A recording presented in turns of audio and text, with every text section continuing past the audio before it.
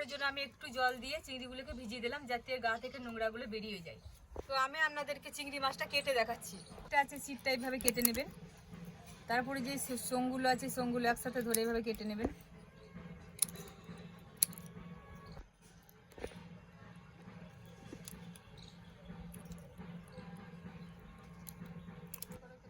এই সব সোংগুলো, এই পাগুলো আপনারা সব কেটে ফেলে দেবেন।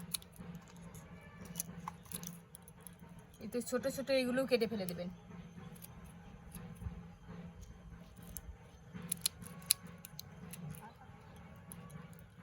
দেখুন এই দুটো চোখ, এই চোখ দুটো কেটে ফেলে দেবেন।